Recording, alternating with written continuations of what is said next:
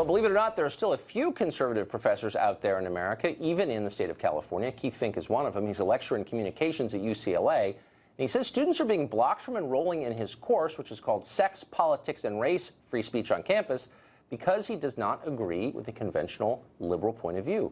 We reached out to UCLA today, and they never responded, but provided a statement to us. Rather, they did not. The head of Fink's department, though, told the College Fix it's simply a matter of keeping class sizes under control. Professor Keith Fink joins us now from LA. Professor, thanks a lot for coming on.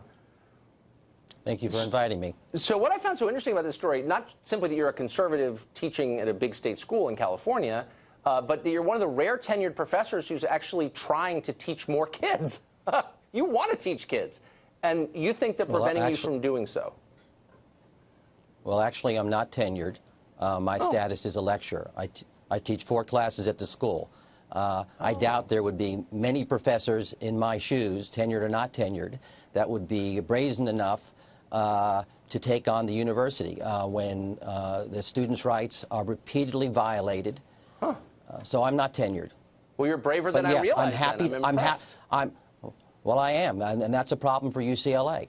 And I'm happy to teach hundreds of students. The bigger class you give me, happier to teach as many as can sit in a room.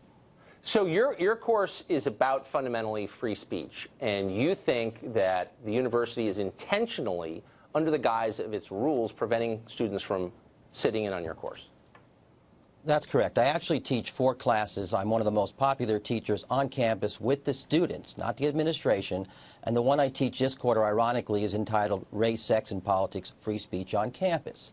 When I teach that course, I go over the principles that govern the First Amendment, free speech, freedom of conscience, and I also go over due process rights. We spend a lot of time on sexual assault and the kangaroo campus court proceedings.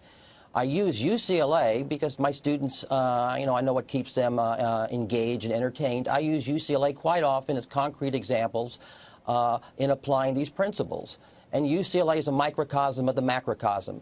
They continuously and consistently trample students' rights. And we can go over just some recent examples. The Kanye Western Party. These were fraternity and sorority members throwing a party at Kanye West and Kim Kardashian. There was an immediate rush to judgment because somebody thought there was black soot on one of the students' face, that it was blackface. And instead of according the students due process of investigating the facts, there was an immediate suspension on the fraternity. Worse than that, the administrators, as they do each and every time one of these instances occur, they threatened the students in one of their email missives that they're immediately going to investigate this hateful, offensive speech and use all lawful resources for students who found to have engaged in intimidation or harassment. There is no offensiveness exception to the First Amendment. There is no hate speech exception to the First Amendment. There is no hateful exception to the First Amendment.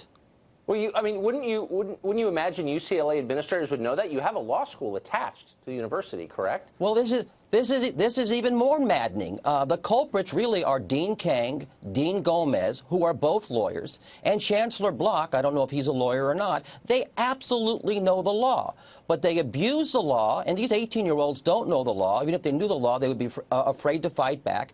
They use the law. They abuse the law, they twist the law, they send out these interim emails which either chill speech that they don't like, or they actually punish students that run afoul of these types of policies that don't conform to their liberal ideology. So in the process let me give you another good example. There was SJP and MSA, 2 student organizations on campus. There were posters linking them to Hamas. Now, the university, again, came out and criticized these posters as being hateful, offensive, and if students were found involved, they would be brought up on conduct code charges. Again, for the points I just enumerated, that violates the First Amendment. The UCLA has a viewpoint discriminatory application of its own policies. Let's put aside for a second that it violates the First Amendment. Last week, in the Daily Bruin, there was an anti-Semitic cartoon of the worst sort. It was a standard anti-Semitic trope with Netanyahu with a big nose, and it had the 10 Commandments in the background, thou shalt not steal, thou shalt not murder, implying that Right. Israel will murder to achieve its settlements. Not a word from the administration. How is this instance with the cartoon any different with the poster?